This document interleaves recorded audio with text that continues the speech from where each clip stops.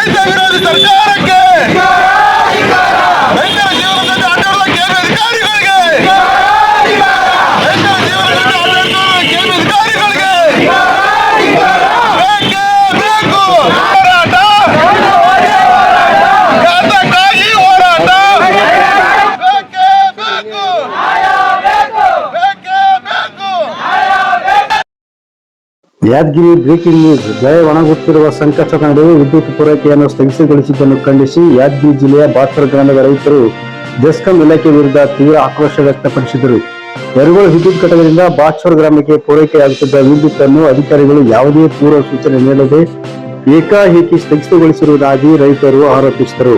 ಇದರಿಂದ ಹತ್ತಿ, ಭತ್ತ ಹಾಗೂ ಶೇಂಗಾ ಸೇರಿದಂತೆ ವಿವಿಧ ಬೆಳೆಗಳನ್ನು ನೀರಿನ ಕೊರತೆಯಿಂದ ಒಣಗುವ ಪರಿಸ್ಥಿತಿ ನಿರ್ಮಾಣವಾಗಿದೆ ಎಂದು ಅಸಮಾಧಾನ ವ್ಯಕ್ತಪಡಿಸಿದರು. ಈ ಹಿನ್ನೆಲೆ ರೈತರು ಯಾದಗಿರಿ ಜೆಸ್ಕಾಂ ಕಚೇರಿ ಎದುರು ಪ್ರತಿಭಟನೆ ನಡೆಸಿ ಮುಖ್ಯ ದ್ವಾರವನ್ನು ಬಂದ್ ಮಾಡಿ ಅಧಿಕಾರಿಗಳ ವಿರುದ್ಧ ಘೋಷಣೆ ಕೂಗಿದರು. ತಕ್ಷಣವೇ ವಿದ್ಯುತ್ ಪೂರೈಕೆ ಪುನರಾರಂಭಿಸಬೇಕು ಹಾಗೂ ರೈತರ ಸಮಸ್ಯೆಗೆ ಸ್ಪಂದಿಸಬೇಕು ಎಂದು ಆಗ್ರಹಿಸಿದರು. ಬೇಡಿಕೆ ಈಡೇರಿಸದಿದ್ದರೆ ಮುಂದಿನ ದಿನಗಳಲ್ಲಿ ಉಗ್ರ ಹೋರಾಟ ನಡೆಸುವುದಾಗಿ ರೈತರು ಜೆಸ್ಕಾಂ ಇಲಾಖೆಗೆ ಎಚ್ಚರಿಕೆ ನೀಡಿದರು. ನಿನ್ನೆ ಬಾಚ್ವರ್ಗ 3 ಫೇಸ್ ಲೈನ್ ಸರ್, ಯರಗೋಳು ಗ್ರಾಮಸ್ಥರು ಮತ್ತು ಕೆಬಿ ಅಧಿಕಾರಿಗಳ ಜೊತೆಗೂಡಿ ಬಾಚ್ವರ್ಗ ಬಸತಾಂಡ ಮೇಲೆ ಕಲೆಕ್ಷನ್ ಇದೆ ಸರ್. ಆ ಕಲೆಕ್ಷನ್ ಮುಂದೆ ಕಟ್ ಮಾಡಿದ್ದಾರೆ ಸರ್ ಅವರು, ಯರಗೋಳದವರು ಮತ್ತು ಅಧಿಕಾರಿಗಳು. ಈ ಕಟ್ ಮಾಡಿದಂತ ಅಧಿಕಾರಿಗಳಾಗಿರ್ಲಿ, ಗ್ರಾಮಸ್ಥರಾಗಿರ್ಬೋದು, ಅವ್ರ ವಿರುದ್ಧ ಕೂಡಲೇ ಕಾನೂನು ಕ್ರಮ ಜರುಗಿಸಬೇಕು. ಅವ್ರ ವಿರುದ್ಧ FIR ದಾಖಲಾಗಬೇಕು. ಬಾಚ್ವರ್ಗ ಪದೇ ಕರೆಂಟಿನ ಜೊತೆ ಆಟ ಆಡ್ತಾ ಇದೆ. ಅಧಿಕಾರಿಗಳಾಗಿರ್ಬೋದು, ಕೆಬಿದವರಾಗಿರ್ಬೋದು, ಗ್ರಾಮಸ್ಥರಾಗಿರ್ಬೋದು. ಅದಾದ್ಮೇಲೆ ಈಗ ಅವ್ರಿಗೆ ಕೇಳಿದ್ರೆ ಏನಂತಾರೆ, ಯಾಕೆ ಕಟ್ ಮಾಡಿದ ಕೇಳಿದ್ರೆ ನಮ್ಮ ಊರಿಗೆ ಕರೆಂಟ್ ಸರಿ ಬೀಳೋದು, ನಿಮ್ಮ ಊರಿಗೆ ಕರೆಂಟ್ ನಾವು ಕೊಡಕ್ಕಾಗಲ್ಲತ್ತ. ಕರೆಂಟ್ ಅವ್ರ ಅಪ್ಪನ ಮನೆ ಆಸ್ತಿ ಅಲ್ಲ ಸರ್, ಅವನ್ನ ಯಾರು ಕೊಡಕ್ ನಮ್ಗ? ಸರ್ಕಾರ ನಮ್ಗಾಗಿ ಮೀಸಲಿಟ್ಟಂತದ ಅದು. ಸರ್ಕಾರದ ಹಕ್ಕು ತಗೋತಿದ್ವಿ ನಾವು. ಅವನ ಅಪ್ಪನ ಮನೆ ಆಸ್ತಿ ಅಲ್ಲ, ಯರಗೋಳದವ್ರ ರೈತರ ಆಸ್ತಿ ಅಲ್ಲ ಅದು. ಅವ್ನು ನಿಜವಾದ ರೈತರಾದ್ರ ಅರ್ಥ ಆಗ್ತಿತ್ತು ಅವನಿಗೆ. ಈ ತರ ಊಟ ಕೊಟ್ಟ ನೀರ್ ಕೊಳ್ಳೋದ ಕೂಡ್ತಿಲ್ಲ. ಇವತ್ತು ದನ ಕರುಗಳು ಉಪಾಸಿದೆ ಬಾಚ್ವರದಲ್ಲಿ. ರೈತರ ಹೊಲಕ್ಕ ಪಂಪ್ ಇಂದ ನಾವು ನೀರು ಗುಬ್ಬಿ ಮುಖಾಂತರ ಹರಿಸ್ಕೊಂತೀವಿ ಸರ್. ಇವತ್ತು 1.5 ದಿನ ಆಯ್ತು ನೀರಿಲ್ಲ, ಬೆಳೆ ಒಣಗಲಕ್ಕೈತೆ ಸರ್. ಇನ್ನೇನಿಲ್ಲ, ಈಗ ಆಲ್ರೆಡಿ ನಾವು ಸಹಾಯದ ಹೊಂದೋದ. ಈ ಕೆಬಿ ಕಾಲಾಗ 3-4 ವರ್ಷ ಸತ್ತೋಗಿವಿ. ಈಗ ಯರಗೋಳದವ್ರ ಕಾಲಾಗ ಒಂದು ವರ್ಷದಾಗ ಎಷ್ಟು ಜನ ಬೀಳ್ತಾವ ಗೊತ್ತಿಲ್ಲ, ಸತ್ತೋಗ್ತೀವಿ. ಯಾಕಂದ್ರೆ ಅವ್ರು ದೌರ್ಜನ್ಯ ಮಾಡಕೈತೆ ನಮ್ಮ ಮೇಲೆ, ಬಾಚೋರ್ ಮೇಲೆ. ಇದು ಇಲ್ಲಿಗೆ ಬಂದಾಗಬೇಕು. ಈ ಇಂಥ ಪುಂಡಾಟಿಕೆ ಕೆಲಸ ಮುಂದೆ ಆಗ್ಬಾರ್ದು. ಕೆಬಿ ನಿಮ್ಮ ಅಪ್ಪನ ಆಸ್ತಿ ಅಲ್ಲ, ಯರಗೋಳ್ ನೆನ್ಪಿಟ್ಟಿದವ್ರಿ.